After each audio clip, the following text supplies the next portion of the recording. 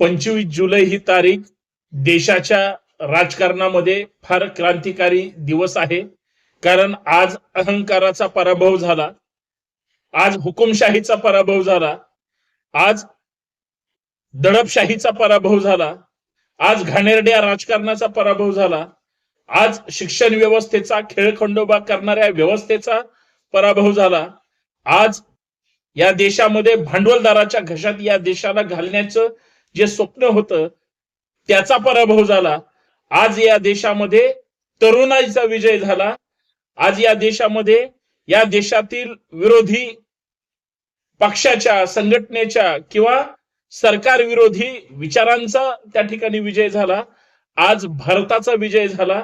कारण गेली 1 महिना या देशामध्ये शिक्षण व्यवस्थेचं जे बाजारीकरण करून टाकलं, नीट परीक्षा घोटाळ्यामध्ये आरोपींना पाठीशी घातलं, यंत्रणेला पाठीशी घातलं, त्याबद्दल या देशातील तरुणाई प्रधानमंत्री महोदयांना, केंद्रीय शिक्षण मंत्र्यांचा राजीनामा मागत होते.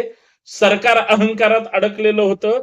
मात्र आज गर्वहरण झालं, अहंकाराचा पराभव झाला आणि या देशातील तरुणाई जिंकली आणि सरकार हरलं.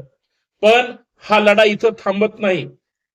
या देशातील शिक्षण व्यवस्थेचं जे बाजारीकरण झालंय, नीट ही जी संस्था आहे, जी ही एक्झाम कंडक्ट करते, ही नीटच रद्द झाली पाहिजे आणि या देशात एक सुलभ, या देशाच्या भवितव्यांना त्यांच्या करिअरच्या ज्या संधी असतात त्या त्यांच्या कर्तृत्वाच्या जोरावर मिळाल्या पाहिजेत.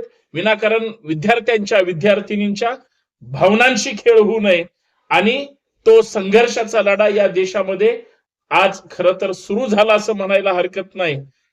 या देशातील सगळ्या विरोधी पक्षांनी किंवा सगळ्या तरुणाईनं हे जे आंदोलन ताकदीनं त्या ठिकाणी लढलं, संपूर्ण महाराष्ट्रासह देशभर, त्याचा हा विजय आहे. आणि या सगळ्या युवांचं मी संभाजी ब्रिगेडच्या वतीनं अभिनंदन करतो. सगळ्यात महत्वाचं, ज्या ज्या तरुणांचा या आंदोलनामध्ये किंवा या नीट परीक्षेच्या घोटाळ्यामधून वैफल्यग्रस्त अवस्थेमध्ये जाऊन ज्यांनी प्राणाची आहुती दिली, त्यांना या धर्मेंद्र प्रधान यांच्या राजीनाम्यानं खरी श्रद्धांजली असेल.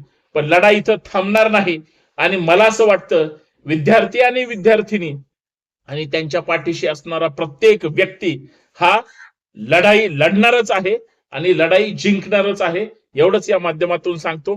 परत एकदा सगळ्यांचं संभाजी ब्रिगेडच्या वतीनं अभिनंदन.